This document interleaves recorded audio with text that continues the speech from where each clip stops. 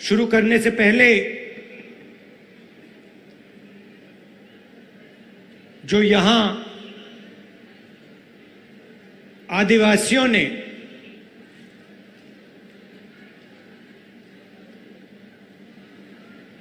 अंग्रेजों की लड़ाई में हिंदुस्तान को बनाने के लिए जो काम किया, जो कुर्बानी दी, उसके लिए मैं आप सबको दिल से, आदिवासी समाज को दिल से धन्यवाद करता हूं। आज आदिवासी दिवस भी है और इसके लिए मैं आपको बधाई देता हूं।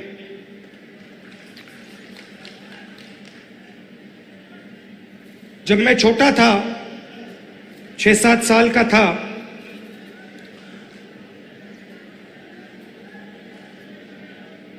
तो मेरी दादी इंदिरा जी ने मुझे एक किताब दी थी। किताब का नाम तेंदू एक आदिवासी बच्चा, यह नाम था। और वो एक आदिवासी बच्चे की जिंदगी के बारे में किताब थी।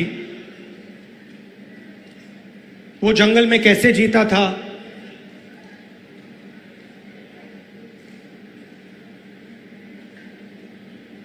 तीर कमान से मच्छी मारता था, उसके माता पिता, उसका परिवार किस प्रकार से जीता था, उस किताब में लिखा था। और वो किताब मुझे सबसे अच्छी लगती थी और मैं दादी के साथ वो किताब पढ़ता था। दादी पेज घुमाती थी और फिर मैं उनसे सवाल पूछता था और वो मुझे जवाब देती थी। शायद 45 साल पुरानी बात बता रहा हूं। और मैंने उनसे एक दिन पूछा कि दादी, ये आदिवासी शब्द जो है, इसका मतलब क्या है? और जैसे आप जानते हो, वो आदिवासियों से बहुत प्यार करती थी, मोहब्बत करती थी।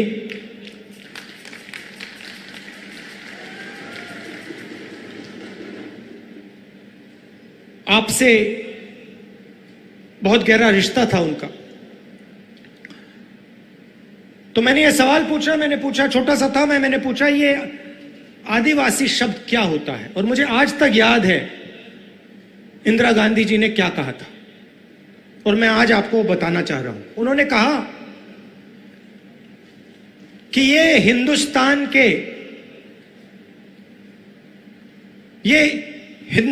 के पहले निवासी हैं। ये जो हमारी जमीन है, सुनिए, ये जो हमारी जमीन है, जिसको आज हम भारत कहते हैं, ये जमीन इन आदिवासियों की जमीन थी। और फिर उन्होंने कहा, जो आज का मॉडर्न समाज है, उसको आदिवासियों से जिंदगी जीना समझना चाहिए। ये उनके शब्द हैं। जल, जंगल, जमीन के साथ क्या बर्ताव होना चाहिए, क्या रिश्ता होना चाहिए, आदिवासियों से सीखना चाहिए। मगर एक बात मेरे दिमाग में बैठ गई कि आदिवासी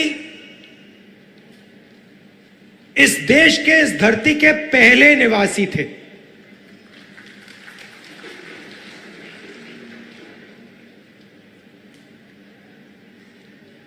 और उन्होंने यह भी कहा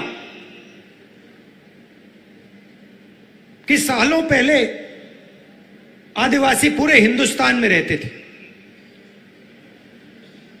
और आस्ते आस्ते आस्ते आस्ते उनको धकेला गया।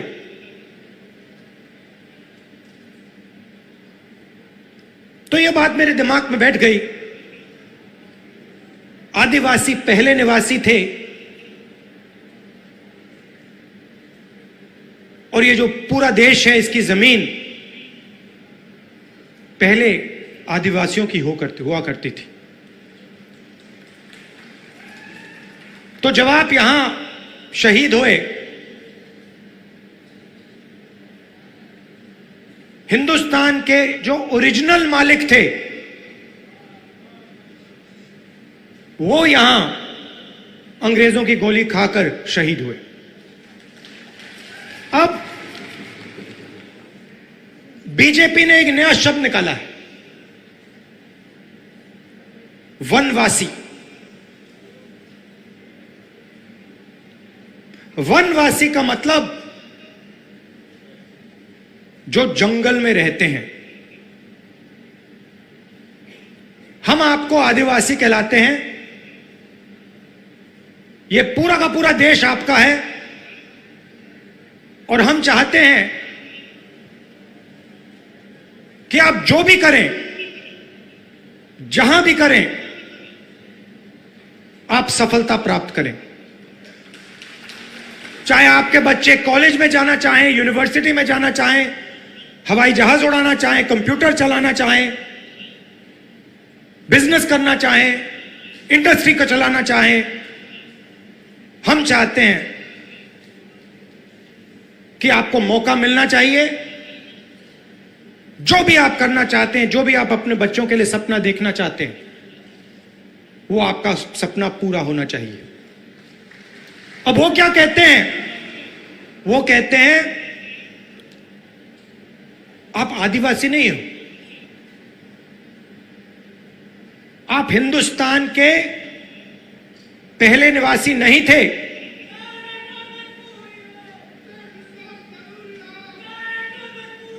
वो कहते हैं कि आप आदिवासी नहीं हो, आप वनवासी हो। मतलब आप इस देश के ओरिजिनल मालिक नहीं हो, आप तो जंगल में रहते हो। यह आपका अपमान है, यह भारत माता का अपमान है।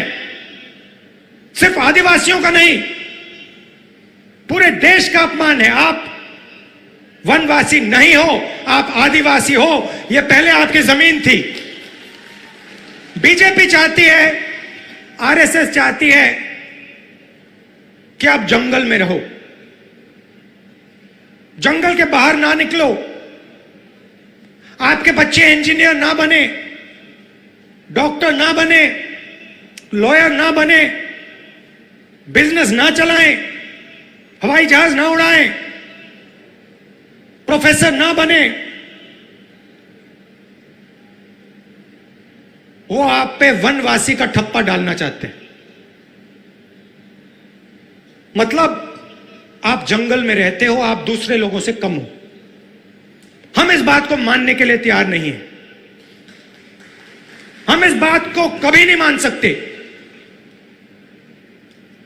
आप इस देश के मालिक हो, यह जमीन आपकी जमीन है और इस देश में आपको हक मिलना चाहिए।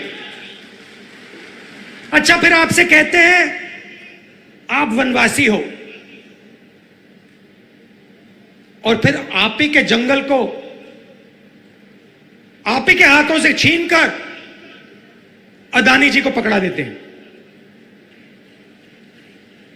वनवासी आपको कहते हैं, मगर जब हमने आपको जंगल का, जमीन का, जल का हक दिया, पैसा कानून दिया, आदिवासी बिल दिया, तो बीजेपी ने, आरएसएस ने क्या किया? वो जो औजार हमने आपको दिए थे, उन्होंने एक के बाद एक रद्द कर दिए। वो चाहते हैं कि आप जंगल में रहो और फिर आस्ते आस्ते आस्ते आस्ते जंगल को वो काटते जाते हैं। आस्ते आस्ते जो आपके हक हैं उनको वो छीनते जाते हैं। आपकी जमीन जो है आप उसको छीनते जाते हैं। वो अंत में चाहते हैं कि वो आपको वनवासी कहें और हिंदुस्तान में जंगली गायब हो जाए, तो आप कहीं के नहीं रहो।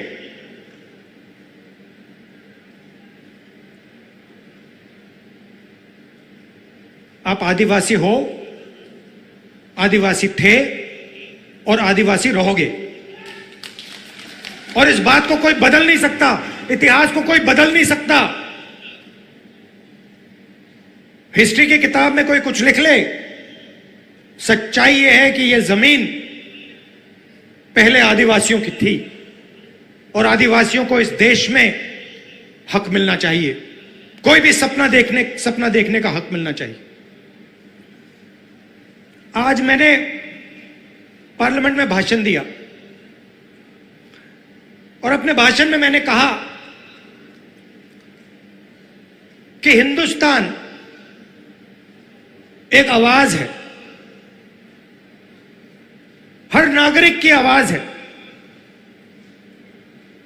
आदिवासियों की आवाज है, पिछड़ों की आवाज है, दलितों की आवाज है, अल्पसंख्यकों की आवाज है, जनरल कम्युनिटी की आवाज है, महिलाओं की आवाज है।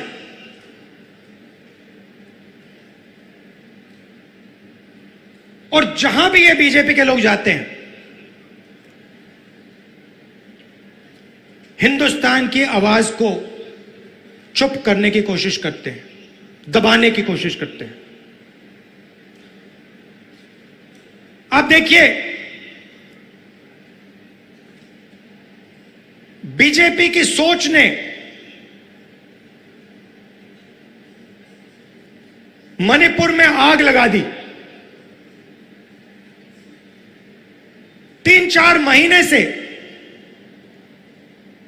मणिपुर में आग जल रही है, लोग मारे जा रहे हैं, बच्चे मारे जा रहे हैं, महिलाओं का बलात्कार हो रहा है। मैंने पार्लियामेंट में बोला, मणिपुर में भारत माता की हत्या हुई है।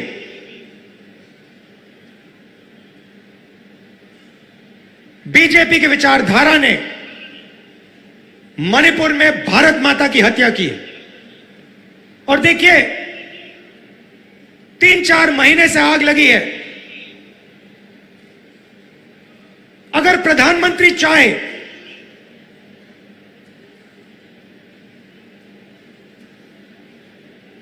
दो 3 दिन में उस आग को बुझा सकते हैं। अगर प्रधानमंत्री ने हिंदुस्तान की सेना को कहा कि इस आग को 2 दिन में बुझा दो, हिंदुस्तान मणिपुर में जो आग जल रही है उसको 2 दिन में बुझा देगी। मगर प्रधानमंत्री आग को जलाना चाहते हैं।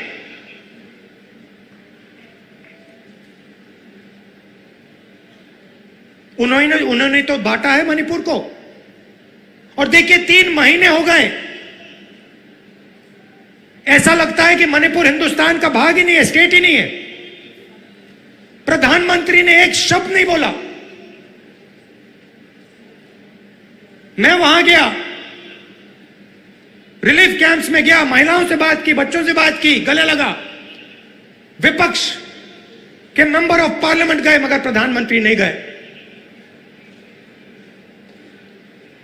एक शब्द आज तक नहीं बोला। जहां भी ये जाते हैं, किसी ना किसी को लड़ा देते हैं। आदिवासियों को कहेंगे तुम्हारी जमीन नहीं है, नफरत फैलाएंगे, हिंसा फैलाएंगे, बाकी लोगों के बारे में गलत शब्द प्रयोग करेंगे। इससे देश को फायदा नहीं होता। राजस्थान में देखिए, हमारी सरकार ने क्या क्या किया।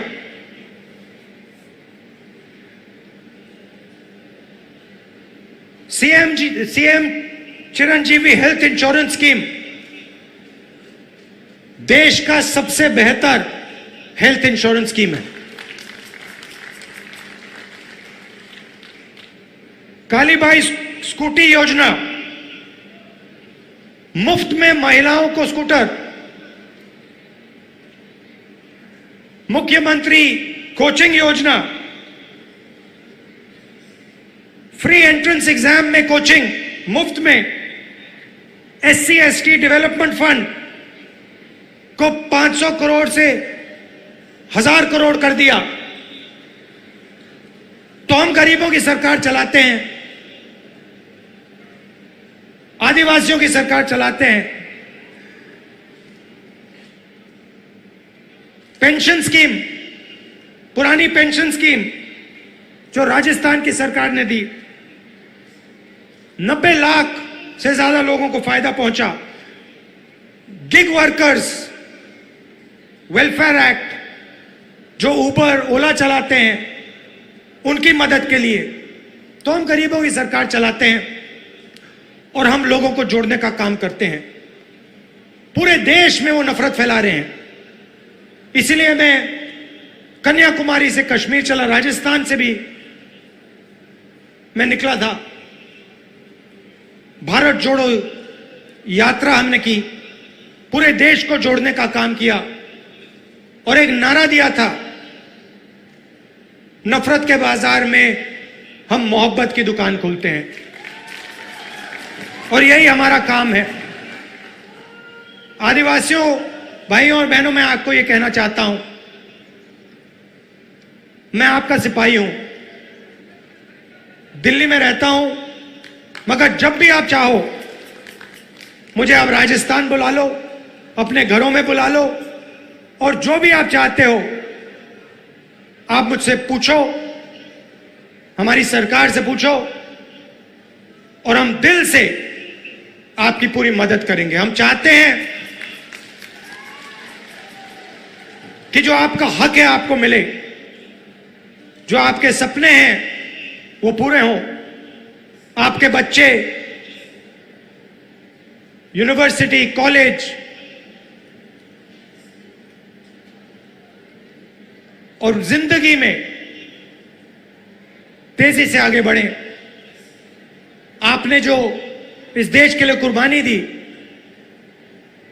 जो आपने खून दिया, उसको हम कभी नहीं भूल सकते हैं। बहुत बहुत धन्यवाद। जय हिंद।